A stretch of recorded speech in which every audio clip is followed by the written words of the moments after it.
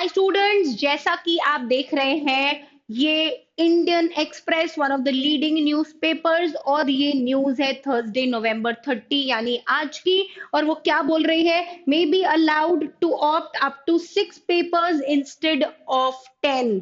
मतलब एनटीए ऐसा कह रहा है, जो हमको अलाउड था सीयूईटी 2023 में हमने देखा था कि हम 10 पेपर्स दे सकते हैं सेक्शन 1, सेक्शन 2 और सेक्शन 3 को मिलाकर। तो अब क्या कहा जा रहा है कि students may be allowed to give 6, मतलब 10 की जगह केवल आप 6 पेपर सेलेक्ट कर सकते हो।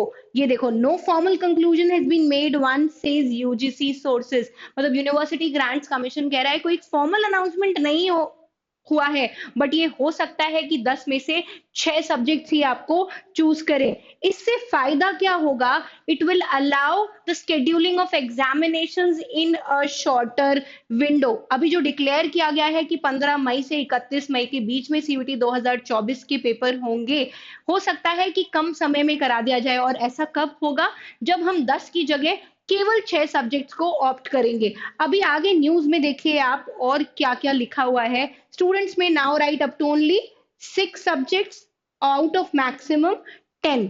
ये इंडियन एक्सप्रेस ने मतलब ये न्यूज निकाली है, आज मतलब एनटीए ने, यूजीसी ने ये सब न्यूज दी है। इट्स स्टिल अंडर डिस्कशन कि ऐसा होने वाला है। देखो, sources at the university grants commission set below 30,000, मतलब 30,000 से कम बच्चों ने इस सीयूईटी में मोर देन 3 से 4 सब्जेक्ट चूज किए। मतलब सब्जेक्ट चूज करने की टेंडेंसी बहुत ज्यादा है स्टूडेंट्स की, क्योंकि क्या लगता है हमको कि मतलब हमारा मतलब एडवांटेजेस हो जाता है कि भाई जिसमें ज्यादा बेटर मार्क्स आएंगे वो हम यूनिवर्सिटी मतलब और कोर्स में कंसिडरेशन हो जाएगा, मतलब अपना वो बढ़ जाता है, मतलब पेपर मतलब एलिजिबिलिटी बढ़ जाती है अगर हम ज्यादा डोमेन के भी एग्जाम्स दे देते हैं। तो ये देखते हुए ये डिसीजन अभी still under way and no formal conclusion has been made. पर अगर ये न्यूज आ रही है और इंडियन एक्सप्रेस जैसा अखबार कह रहा है, तो हमको ये दिमाग में रखना चाहिए कि हाँ, 10 में से 6 सब्जेक्ट हो सकते हैं।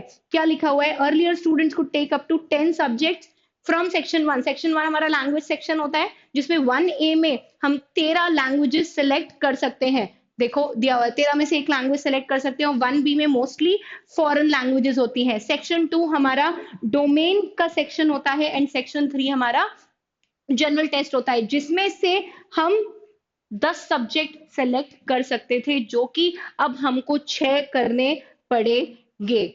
इससे क्या होगा? मैंने जैसे पहले बोला, this would allow for the scheduling of examination in a shorter window.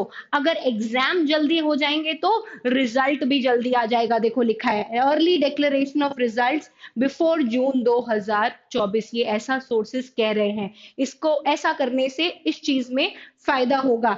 अब अगर मैं सीवीटी 2023 की बात करूं, तो एग्जाम्स 21 मई से जून 23 तक हुए थे, जबकि कहा गया था, देखो, दो it was originally meant to end on May 31 मई को एग्जाम एंड होने वाला था, जो कि एंड कब हुआ? जून 23, due to the higher number of registrations भी हाई थे, फिर एक एक बच्चे ने ज्यादा पेपर ऑप्ट किए, इससे इससे ये एग्जाम का ड्यूरेशन बढ़ गया। जब एग्जाम ही खत्म हुआ जून 23 को, इसीलिए रिजल्ट भी डिले हो गया था। अब रिजल्ट डिले तो काउंसलिंग भी डिले। अब ये जनरल इंफॉर्मेशन बता रहा है कि 2022 में जब ये एग्जाम हुआ था, तो 40 यूजी और पीजी के 45 सेंट्रल यूनिवर्सिटीज थे। फिर उसके बाद जब 2023 में हुआ, तो रिलेटिवली मतलब ग्लिच फ्री हुआ। मतलब 2022 में कई बार एग्जाम कैंसिल भी हुआ कई जगह का, फिर से रीटेस्ट भी हुआ। 2023 में ये सिचुएशन और बेटर हो गई। तो 2024 में यूजीसी मतलब एनटीए सोच रहा है कि अगर हम ये सब्जेक्ट्स को रिड्यूस कर देंगे, 10 की जगह हम 6 ही सब्जेक्ट्स का ऑप्शन देंगे, तो नंबर ऑफ स्टूडेंट्स की जो रजिस्ट्रेशन हैं अक्रॉस सब्जेक्ट्स कम हो जाएंगे, तो एग्जाम और जल्दी कंप्लीट हो जाएगा। So this was an important update from CUET by Super Grades. Bye bye.